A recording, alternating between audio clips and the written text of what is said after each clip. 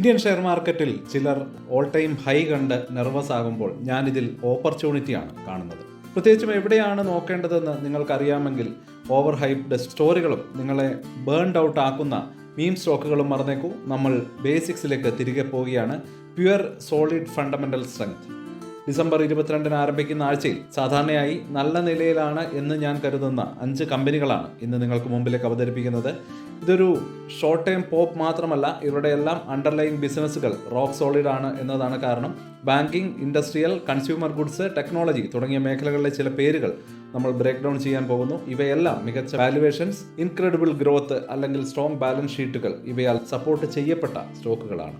Welcome to the eye opener video of Dhanam smart savings and investment solutions. മുഴുവൻ മാർക്കറ്റും ശ്വാസം അടക്കി പിടിച്ചിരിക്കുകയാണെന്ന് തോന്നുന്നു. US ഫെഡറൽ റിസർവ് പലിശ നിരക്കുകളിൽ ഒരു ഫ്രണ്ട്ലി സ്റ്റാൻസിനെ കുറിച്ച് സൂചനകൾ നൽകിയിട്ടുണ്ട്. December reserve bank of India 25 basic points നിരക്ക് കുറയ്ക്കുകയും റിപ്പോ റേറ്റ് 5.25 ആയിട്ട് എത്തിക്കുകയും ചെയ്തു. പലരും ഡെയിലി നോയ്സിൽ മുഴുകിയിരിക്കുമ്പോൾ കുറച്ച് കമ്പനികൾ നിശബ്ദമായിട്ട് അവരുടെ എല്ലാ കാര്യങ്ങളും ശരിയാക്കിക്കൊണ്ടുവരികയാണ്. മറിച്ച് റിയൽ നമ്പറുകൾ തന്നെ ഒരു സ്റ്റോറി പറയുന്ന അവഗണിക്കാൻ കഴിയാത്ത 5 സ്റ്റോക്കുകൾ കണ്ടെത്തിയിട്ടുണ്ട്. ഏറ്റവും കൂടുതൽ ബെനിഫിറ്റ് ലഭിക്കാൻ സാധ്യതയുള്ള സെക്ടറിൽ നിന്ന് തന്നെ അത് നമുക്ക് കിക്ക് ഓഫ് ചെയ്യാം. ഒന്നാമതായിട്ട് ബാങ്കിങ്. ബാങ്കുകൾക്കുള്ള പോസിറ്റീവ് സാഹചര്യം ഇപ്പോൾ കാണാതിരിക്കാൻ കഴിയില്ല. മാർക്കറ്റ് 2026 വരെ തുടരാൻ സാധ്യതയുള്ള ഒരു ഈസിംഗ് സൈക്കിൾ പ്രതീക്ഷിക്കുന്നുണ്ട്. ഇത് ലെൻഡേഴ്സിന് ഒരു വലിയ വാർത്തയാണ്. US ഫെഡ് ഫണ്ട് റേറ്റ് ഡിസംബറിൽ 3.5% മുതൽ 3.75% വരെ റേഞ്ചിലേക്ക് കുറയ്ക്കുകയുണ്ടായി. ഇന്ത്യയിൽ അടുത്തിടെ നടന്ന RBIയുടെ റേറ്റ് കട്ടിന് ശേഷം അത്തരം ഒരു കളമൊരുങ്ങുന്നതും നമുക്ക് കാണാൻ കഴിഞ്ഞു. ചില പൊതുമേഖലാ ബാങ്കുകൾ അഥവാ PSUകൾക്ക് പല താല്പര്യങ്ങളുണ്ട്. ഈ ലിസ്റ്റിൽ ആദ്യത്തേത് ബാങ്ക് ഓഫ് ബറോഡയാണ്. ഇതൊരു ലാർജ് ക്യാപ് പബ്ലിക് സെക്ടർ ബാങ്കാണ്. ഇത് വാല്യുവിൻ്റെയും അതുപോലെ തന്നെ ഗ്രോത്തിനുള്ള വ്യക്തമായിട്ടുള്ള ഒരു പാതയുടെയും ഒരു നല്ല മിക്സ് നൽകുന്നു എന്നാണ് 2026 സാമ്പത്തിക വർഷത്തിലെ 2ാം പാദത്തിലെ കണക്കുകൾ എൻ്റെ ശ്രദ്ധ പിടിച്ചു പറ്റുകയുണ്ടായി. ബാങ്ക് ഏകദേശം 4809 കോടി അറ്റാദായവും 11,954 കോടിയുടെ നെറ്റ് ഇൻട്രസ്റ്റ് ഇൻകവും റിപ്പോർട്ട് ചെയ്തു. ഈ ലാഭം കഴിഞ്ഞ വർഷത്തേക്കാൾ കുറവായിരുന്നു. എന്നാൽ അതിന്റെ വിശദാംശങ്ങളിലേക്കാണ് നമ്മൾ കടക്കുന്നത്. കഴിഞ്ഞ വർഷം ലഭിച്ച ഒരു വലിയ വൺ ഓഫ് ദ റിക്കവറിയാണ് ഈ ഒരു ഇടിവിന് പ്രധാന കാരണം. അതിനാൽ തന്നെ അടിസ്ഥാനപരമായിട്ടുള്ള പ്രവർത്തനങ്ങൾ ഇപ്പോഴും വളരെ ശക്തമാണ്. ബാങ്ക് ഓഫ് ബറോഡയുടെ ഏറ്റവും ആകർഷണീയമായ ഭാഗം അതിന്റെ അസറ്റ് ക്വാളിറ്റിയാണ്. അതിന്റെ ഗ്രോസ് നോൺ പെർഫോമിംഗ് അസറ്റ്സ് 2.16% എന്ന മികച്ച നിലയിലും നെറ്റ് NPA വെറും 0.5% ഒരു PSU ബാങ്കിനെ സംബന്ധിച്ചിടത്തോളം ഇത് മികച്ച സംഖ്യകളാണ്. ഇത് അവരുടെ ലെൻഡിംഗ് റിക്കവറി പ്രോസസ്സുകൾ എത്രമാത്രം മെച്ചപ്പെടുത്തുമെന്ന് നമുക്ക് മുമ്പിലേക്ക് കാണിച്ചു തരികയും ചെയ്യുന്നുണ്ട്. വാല്യുവേഷന്റെ ഭാഗത്ത് നിന്ന് നോക്കിക്കഴിഞ്ഞാൽ 2025 ഡിസംബർ പകുതിയോടെ സ്റ്റോക്ക് ഏകദേശം 7.79 പ്രൈസ് ടു ഏർണിംഗ് റേഷ്യോയിലാണ് ട്രേഡ് ചെയ്യുന്നത്. ഇത്രയും വലിയൊരു ബാങ്കിന് മെച്ചപ്പെട്ടുകൊണ്ടിരിക്കുന്ന ഫണ്ടമെന്റൽസ് വെച്ച് നോക്കുമ്പോൾ ഇത് വളരെ അട്രാക്റ്റീവായിട്ട് തോന്നുന്ന ഒരു PE റേഷ്യോ ആണ്. ചില അനലിസ്റ്റുകൾ 2026 പ്രൈസ് ടാർഗറ്റുകൾ 300 മുതൽ 340 വരെയാണ് നൽകിയിരിക്കുന്നത്. ശക്തമായിട്ടുള്ള പ്രവർത്തന കണക്കുകളും കുറഞ്ഞ വാല്യുവേഷൻ ചേരുമ്പോൾ ഇത് ഏതൊരു വാച്ച് ലിസ്റ്റിലെയും പ്രധാനപ്പെട്ട ഒരു പേരാകുന്നു. ഇവിടെ ബാങ്ക് ഓഫ് ബറോഡയുടെ ഒരു ചാർട്ട് കൊടുത്തിട്ടുണ്ട്. അതിൽ support and resistance, moving averages ഒക്കെ മാർക്ക് ചെയ്തിട്ടുണ്ട്. ഇനി രണ്ടാമതായിട്ട് the industrial specialist man aluminium. ഈ സ്മോൾ ക്യാപ് കമ്പനി ഇന്ത്യയുടെ അലുമിനിയം എക്സ്ട്രൂഡഡ് ഉൽപ്പന്നങ്ങളുടെ ഏറ്റവും വലിയ നിർമ്മാതാക്കളും കയറ്റുമതിക്കാരിൽ ഒരാളുമാണ്. ഇവിടെ ആകർഷണീയമാകുന്നത് ഡീപ് വാല്യൂ അല്ല, മറിച്ച് ഇന്ത്യയുടെ ഇൻഫ്രാസ്ട്രക്ചർ, ഓട്ടോമൊബൈൽ ബൂമിനുള്ള ഒരു പ്രോക്സി എന്ന നിലയിലുള്ള അതിൻ്റെ സ്ഥാനമാണ്. കമ്പനി അടുത്തിടെ വാല്യൂ ആഡഡ് ഉൽപ്പന്നങ്ങൾക്കായിട്ടുള്ള ഉൽപ്പന്നശേഷിയിൽ 20% വർധനവ് പ്രഖ്യാപിച്ചിരുന്നു. ഇതൊരു പ്രധാന ഗ്രോത്ത് കാറ്റലിസ്റ്റാണ്. ഈ ഒരു വിപുലീകരണം ഇലക്ട്രിക് വാഹനങ്ങൾ, സോളാർ, ഡിഫൻസ് തുടങ്ങിയ ഉയർന്ന വളർച്ചാ മേഖലകളിലെ ഭാവിയിലെ ഡിമാൻഡിനായിട്ട് കമ്പനിയെ തയ്യാറാക്കി വെക്കുന്നു. എന്നിരുന്നാലും വാല്യുവേഷൻ നോക്കേണ്ടത് വളരെ പ്രധാനപ്പെട്ടതാണ്. 2025 ഡിസംബർ പകുതിയോടെ മാൻ അലുമിനിയം ഏകദേശം 58 എന്ന ഉയർന്ന PE റേഷ്യോയിലാണ് ട്രേഡ് ചെയ്യുന്നത്. ഇതിപ്പോൾ നമ്മൾ ചർച്ച ചെയ്ത ബാങ്ക് പോലെ ഒരു വാല്യൂ പ്ലേ അല്ല. ഇന്ത്യയുടെ സാമ്പത്തിക വളർച്ചയുമായിട്ട് നേരിട്ട് ബന്ധപ്പെട്ട ഉയർന്ന വളർച്ചയുള്ള ഒരു ഇൻഡസ്ട്രിയൽ സ്പെഷ്യലിസ്റ്റ് ആണ്. ആ ഒരു സാഹചര്യത്തിൽ നമുക്ക് ആ ചാർട്ടിലേക്ക് കടക്കാം. ആ ചാർട്ടിലും വളരെ നല്ല ഒരു ഓപ്പർച്യൂണിറ്റി ഇവിടെ എത്തുന്നതായിട്ട് നമുക്ക് തോന്നുന്നു.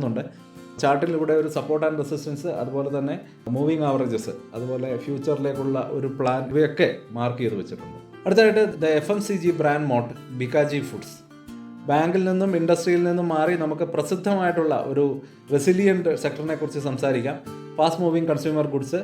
ഇവിടെ എൻ്റെ ശ്രദ്ധ ബിക്കാജി ഫുഡ്സ് ഇന്റർനാഷണലിലാണ്. ഇത് പരമ്പരാഗത അർത്ഥത്തിലുള്ള ഒരു വാല്യൂ സ്റ്റോക്ക് അല്ല, പവർഫുള്ളായിട്ടുള്ള ഒരു ബ്രാൻഡിൽ കെട്ടിപ്പടുത്ത ഒരു ഗ്രോത്ത് സ്റ്റോറിയാണ്. ബിക്കാജി ഇന്ത്യൻ എത്നിക് സ്നാക്സ് മാർക്കറ്റിലെ ഒരു ലീഡറാണ്. അതിൻ്റെ പേര് ക്വാളിറ്റിയുടെ പര്യായമായിട്ട് തന്നെ പറയേണ്ടതുണ്ട്, പ്രത്യേകിച്ചും നോർത്ത് ഇന്ത്യയിൽ. ഫിനാൻഷ്യൽ ഇയർ 26ന്റെ Q2 കമ്പനിയുടെ റിസൾട്ടുകൾ ആകർഷണീയമായിരുന്നു. അത് അതിന്റെ ഗ്രോത്ത് എഞ്ചിൻ വളരെ വ്യക്തമായിട്ട് കാണിക്കുന്നു. വരുമാനം ഏകദേശം 830 കോടിയായിരുന്നു. ഇത് കഴിഞ്ഞ വർഷത്തേക്കാൾ 15.2% കൂടുതലാണ്. ശക്തമായിട്ടുള്ള വോളിയം ഗ്രോത്താണ് ഇതിന് കാരണം. നികുതിക്ക് ശേഷമുള്ള ലാഭം ഏതാണ്ട് 78 കോടി രൂപയായിരുന്നു. 13.5% വർധനവ് ഇവിടെ രേഖപ്പെടുത്തി. അപ്പോൾ ഈ ഗ്രോത്ത് എവിടെ നിന്നാണ് വരുന്നത് എന്നുള്ളത് കൃത്യമായിട്ട് നമ്മൾ അനലൈസ് ചെയ്യേണ്ടതുണ്ട്. Packaged sweets category 32% വളർച്ചയോടെ കുതിച്ചുയരുകയാണ്. കയറ്റുമതി 77% വർദ്ധിച്ചു. ബിക്കാജി അതിന്റെ പ്രധാന നംകീൻ ഉൽപ്പന്നങ്ങൾക്കപ്പുറം പുതിയ വരുമാന മാർഗങ്ങൾ വിജയകരമായി കണ്ടെത്തുന്നുവെന്ന് കാണിക്കുകയാണ്. ഫിനാൻഷ്യൽ ഇയർ 26ന്റെ അവസാനത്തോടെ 3.5 ലക്ഷം ഔട്ട്ലെറ്റുകളിലേക്ക് തങ്ങളുടെ ഡിസ്ട്രിബ്യൂഷൻ നെറ്റ്വർക്ക് വികസിപ്പിക്കാൻ മാനേജ്മെന്റിന് വലിയ പ്ലാനുകളുണ്ട്.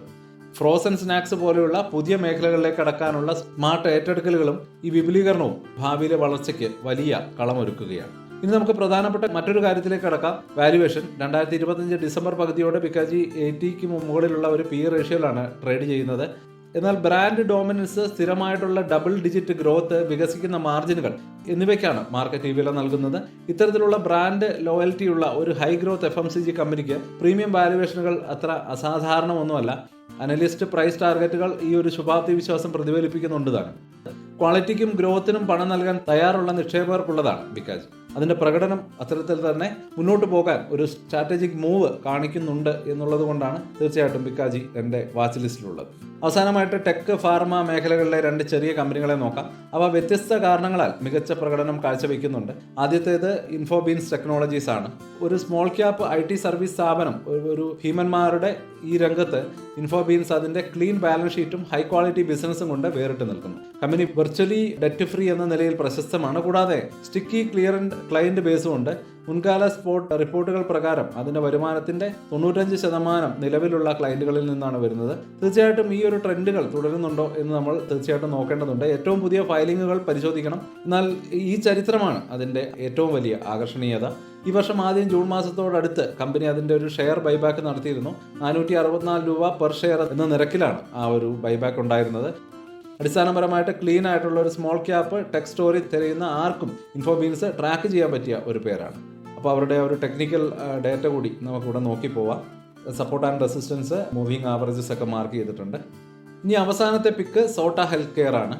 അതിവേഗം വളരുന്ന ജനറിക് ഫാർമസി ശൃംഖലയായിട്ടുള്ള ദവ ഇന്ത്യയുടെ പാരന്റ് കമ്പനിയാണ്. സോട്ടയുടെ പ്രധാന ഫോക്കസ് ഒന്നാണ് എക്സ്പ്ലോസീവ് ഗ്രോത്ത്. രാജ്യത്തുടനീളം കുറഞ്ഞ വിലയിലുള്ള ജനറിക് മരുന്ന് സ്റ്റോറുകൾ തുറക്കുക. കമ്പനിയുടെ സ്ട്രാറ്റജി തന്നെ അതാണ്. അവരുടെ എക്സിക്യൂഷൻ വളരെ ആകർഷണീയമാണ്. Q2 ഫിനാൻഷ്യൽ ഇയർ 26ൽ മാത്രം 310 പുതിയ സ്റ്റോറുകൾ ചേർത്തതായിട്ട് കമ്പനി അറിയിക്കുകയുണ്ടായി. ഇതോടെ മൊത്തം 2055 സ്റ്റോറുകളിലായിട്ട് മാനേജ്മെന്റിന് വലിയ വലിയ ലക്ഷ്യങ്ങളാണുള്ളത്. അടുത്ത വർഷങ്ങളിൽ 3000-ലധികം സ്റ്റോറുകൾ എന്ന ടാർഗറ്റിനെ കുറിച്ച് അവർ മുമ്പ് സംസാരിച്ചിട്ടുണ്ട്. അവരുടെ ട്രാക്ക് റെക്കോർഡ് ഈ ലക്ഷ്യങ്ങളെ വിശ്വസനീയമാക്കുന്നു. സോട്ട ഹെൽത്ത് കെയർ ഒരു ഹൈ ഗ്രോത്ത്, ഹയർ റിസ്ക് എന്നാൽ ഉയർന്ന റിവാർഡ് ലഭിക്കാൻ സാധ്യതയുള്ള ഒരു പ്ലെയറാണ്. അതിൻ്റെ അവിശ്വസനീയമായിട്ടുള്ള ഫിസിക്കൽ എക്സ്പാൻഷനാണ് അതിൻ്റെ ഡ്രൈവിംഗ് ഫോഴ്സ്. അപ്പോൾ സോട്ട ഹെൽത്ത് കെയറിൻ്റെ ഒരു ടെക്നിക്കൽ ചാർട്ട് കൂടി നമുക്ക് നോക്കി പോകാം. അപ്പോൾ 5 സ്റ്റോക്കുകൾ ഓരോന്നിനും അതിൻ്റേതായിട്ടുള്ള ഫണ്ടമെൻ്റൽ സ്റ്റോറി ഉണ്ട്. ബാങ്കിങ്ങിൽ വാല്യൂ ഉണ്ട്, ഇൻഡസ്ട്രിയിൽ ഒരു പ്രോക്സി പ്ലേ, FMCGയിൽ ബ്രാൻഡ് പവർ, IT-യിൽ സോളിഡ് ബാലൻസ് ഷീറ്റ്, ഫാർമയിൽ എക്സ്പ്ലോസീവ് ഗ്രോത്ത്. ഇവയുടെ എല്ലാം പൊട്ടൻഷ്യൽ യഥാർത്ഥമായ ഒന്നിൽ കെട്ടിപ്പടുത്തിരിക്കുന്നതുകൊണ്ട് അതുകൊണ്ട് തന്നെ ഞാൻ സൂക്ഷ്മമായിട്ട് നിരീക്ഷിക്കാൻ ഇഷ്ടപ്പെടുന്ന സ്റ്റോക്കുകളാണ് ഇവയൊക്കെ. ഇനി എനിക്ക് നിങ്ങളിൽ നിന്ന് കുറച്ചുകൂടി അറിയാൻ താല്പര്യമുണ്ട്. ഈ സ്റ്റോക്കുകളിൽ ഏതാണ് നിങ്ങൾക്ക് ഏറ്റവും കൂടുതൽ താല്പര്യം? അടുത്ത ആഴ്ചത്തേക്ക് നിങ്ങളുടെ റഡാറിൽ ഫണ്ടമെന്റലി ശക്തമായിട്ടുള്ള മറ്റ് കമ്പനികളുണ്ടോ? കമൻറ്റുകളായിട്ട് അറിയിക്കുക. നിങ്ങളുടെ ഓരോ കമൻറ്റുകളും വായിച്ച് അതിന് കൃത്യമായിട്ടുള്ള മറുപടി തരുന്നതാണ്. നിങ്ങളുടെ ഇൻസൈറ്റുകളാണ് കമ്മ്യൂണിറ്റിയെ മികച്ചതാക്കുന്നതും. ഈ ഒരു ബ്രേക്ക് ഡൗണിൽ നിന്ന് നിങ്ങൾക്ക് നല്ല വാല്യൂ ലഭിച്ചെങ്കിൽ അടുത്തൊന്ന് മിസ്സാവാതിരിക്കാൻ ആ സബ്സ്ക്രൈബ് ബട്ടൺ ഒന്ന് പ്രസ് ചെയ്യാൻ മറക്കല്ലേ. അപ്പോൾ നമുക്കൊരു കൺക്ലൂഷനിലേക്ക് കിടക്കാം. ഈ ആഴ്ചയിലെ വാച്ച് ലിസ്റ്റ് ഫണ്ടമെന്റൽ സ്ട്രെങ്തിനെ കുറിച്ചാണ്. ബാങ്ക് ഓഫ് ബറോഡ എന്ന വില കുറഞ്ഞ PSU ബാങ്കിംഗ് പ്ലേ ആണ്. അനുകൂലമായിട്ടുള്ള പലിശ നിരക്ക് സൈക്കിളിൽ നിന്നും സ്വന്തം മികച്ച തിരിച്ചുവരവിൽ നിന്നും പ്രയോജനം നേടാൻ തയ്യാറാണ്. മാൻ അലുമിനിയം ഇന്ത്യയിലെ ഇൻഫ്രാസ്ട്രക്ചർ ഓട്ടോ ബൂമിന് ഒരു പ്രോക്സിയായിട്ട് നിലകൊള്ളുന്ന ഒരു ഗ്രോത്ത് ഫോക്കസ്ഡ് ഇൻഡസ്ട്രിയൽ പ്ലെയറാണ്. ബിക്കാജി ഫുഡ്സ് കൺസ്യൂമർ ബേസിലെ ശക്തമായിട്ടുള്ള ബ്രാൻഡിന്റെ ശക്തി കാണിക്കുന്ന പ്രീമിയം ഗ്രോത്ത് സ്റ്റോറിയാണ്. അതുപോലെ അവസാനമായിട്ട് ഇൻഫോബീൻസ് ടെക്നോളജീസും സോട്ട ഹെൽത്ത് കെയറും സ്മോൾ ക്യാപ്പ് ഗ്രോത്ത് എഞ്ചിനുകളാണ്. ഒന്ന് മികച്ച ബാലൻസ് ഷീറ്റോട് കൂടിയതും മറ്റൊന്ന് അവഗണിക്കാൻ കഴിയാത്ത അഗ്രസീവ് എക്സ്പാൻഷൻ സ്ട്രാറ്റജിയോട് കൂടിയുള്ളതുമാണ്. ഓർക്കുക, ഇതൊരു ഫിനാൻഷ്യൽ അഡ്വൈസ് ഒന്നുമല്ല. തീർച്ചയായിട്ടും ഈ ലിസ്റ്റ് നിങ്ങളുടെ സ്വന്തം റിസർച്ചിനുള്ള ഒരു സ്റ്റാർട്ടിംഗ് പോയിന്റ് ആയിട്ട് കരുതുക. മാർക്കറ്റ് എപ്പോഴും വോളറ്റൈൽ ആയിരിക്കും. സോളിഡ് ഫണ്ടമെന്റൽസിന്റെ അടിസ്ഥാനത്തിൽ ഒരു വാച്ച് ലിസ്റ്റ് ഉണ്ടാക്കുന്നത് അതിനെ മറികടക്കാനുള്ള ഏറ്റവും വിശ്വസനീയമായിട്ടുള്ള മാർഗമാണെന്ന് ഞാൻ വിശ്വസിക്കുന്നു. അപ്പോൾ വീഡിയോ കണ്ടതിൽ നന്ദി. അടുത്ത വീഡിയോയിൽ കാണാം. അതുവരേക്കും ഹാപ്പി ഇൻവെസ്റ്റിംഗ്. സ്റ്റോക്ക് മാർക്കറ്റിലെ ന്യൂസുകളെയും അതുപോലെ തന്നെ അപ്ഡേറ്റുകളെയും ഉൾക്കൊള്ളിച്ചുകൊണ്ടുള്ള ഒരു ഫേസ്ബുക്ക് ഗ്രൂപ്പ് നമുക്കുണ്ട്. ആ ഒരു ഗ്രൂപ്പിന്റെ ലിങ്ക് ഈ വീഡിയോയുടെ ഡിസ്ക്രിപ്ഷനിൽ കൊടുക്കുന്നുണ്ട്. പ്രൈവറ്റ് ആയിട്ടുള്ള ഒരു ഗ്രൂപ്പാണ്. താല്പര്യമുള്ളവർക്ക് ആ ലിങ്കിൽ ക്ലിക്ക് ചെയ്തുകൊണ്ട് ഗ്രൂപ്പിൽ ജോയിൻ ചെയ്യാം. ഏറ്റവും ലേറ്റസ്റ്റ് ആയിട്ടുള്ള ന്യൂസുകൾ നമ്മൾ അതിൽ അപ്ഡേറ്റ് ചെയ്യുന്നുണ്ട്. വളരെ ഇൻഫോർമേറ്റീവ് ആയിരിക്കും. അപ്പൊ ഇത്രയുമാണ് ഇന്നത്തെ വീഡിയോയിൽ ഉൾപ്പെടുത്തിയിരിക്കുന്നത്. പുതിയ ന്യൂസുകളുമായിട്ട് നാളെ വീണ്ടും വരാം. ബൈ.